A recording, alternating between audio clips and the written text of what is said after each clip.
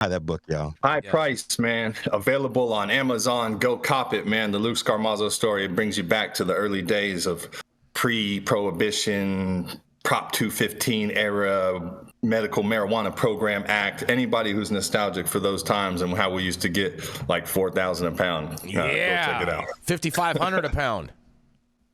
But my story here is not on too great of a thing. I'm not trying to be the downer here, but we cover the outlaw news over here, and when you're dealing with the neighborhood outlaw, and well, this one is touches our men and women who are in our armed forces, and I support all the people that fight overseas. I support everyone who joins. All your sacrifices are not cherished enough, let's say that, and everything that you guys should have coming should come to you, but we have to fight for some of that. So this is where this story comes. Service members convicted of marijuana crimes by military again excluded from Biden's pardons. Coming to you from military.com.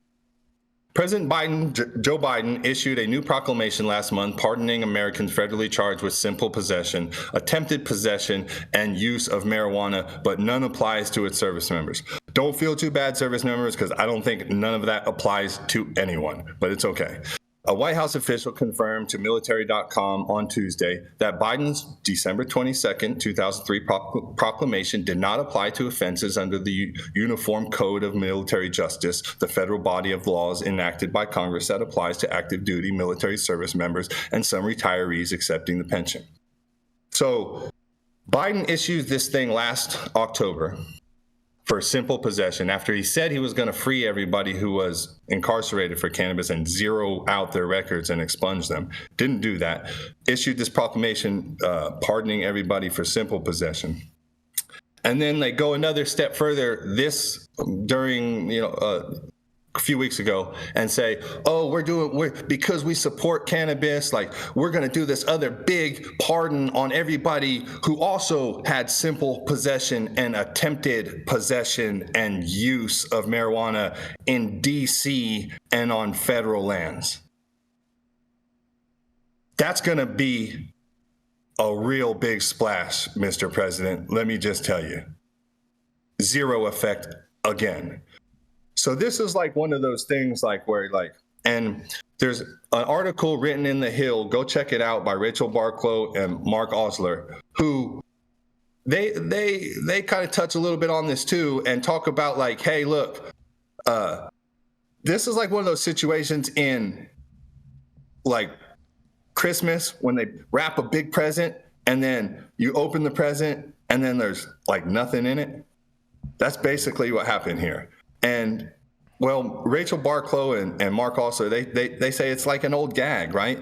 And they said, it's a popular misconception that people are moldering away in prison for simple possession.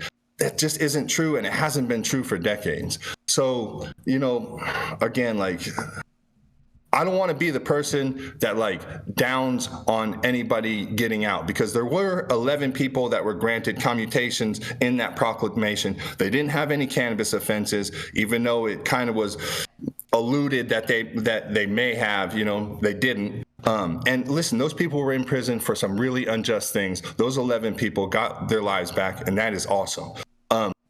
There's 11,000 more people that have exactly that same similar situation in prison right now that aren't getting these pardons. So we have to fix that. We can't rely on President Joe Biden or any other president for that matter to have to fix these unjust and just completely ridiculous laws that we have on the books that we're still continuing to hold people accountable for. And here we're holding our armed forces, people who served our country, people who are actively serving our country, people who are putting their life on the line because afterwards they want to use cannabis. They're not incapacitated while on duty or anything like that. This is dirty UAs. These dudes are these men and women are being drug tested, and then they're having these penalties put onto them. And the president's saying, I'm not going to pardon you. I'll pardon everybody else. I'll pardon everybody on native lands. I'll pardon everybody on DC. I'll pardon the whole United States, but you're not going to pardon the people who serve the country? Like, that doesn't make any sense to me. So it goes on to talk about, while the president does have unilateral right to, under certain circumstances, be able to use his power to pardon these individuals, that he's just not doing it. And, you know, we hope that, Mr. President, before you get out of office, it is such a low-hanging fruit to release everyone who is incarcerated for cannabis. These are nonviolent offenders. They're sitting in prison for laws that really are antiquated and have, your predecessor, Obama, called these laws outdated and unjust. So we're almost 10 years removed from that, and we still have people in prison now. We have to get this correct. We can't rely on presidents to get this correct.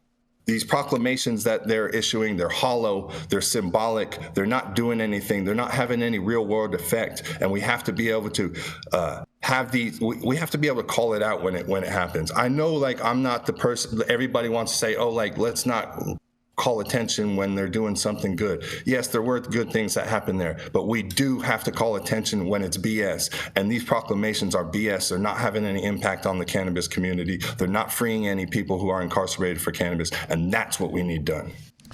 Facts. Preach. Facts on facts, man. Preach. Quick comments on this one before we close out. I mean, I agree with everything Luke said. Oh, straight up, man. Yeah. Free all of them. Straight up. Pardon all of them. Let it be washed out tomorrow. Blanket pardon for everybody. Especially when he said the president is. Hey, I'm a veteran, and it sucks. Mm-hmm. And I was charged with manufacturing and distribution.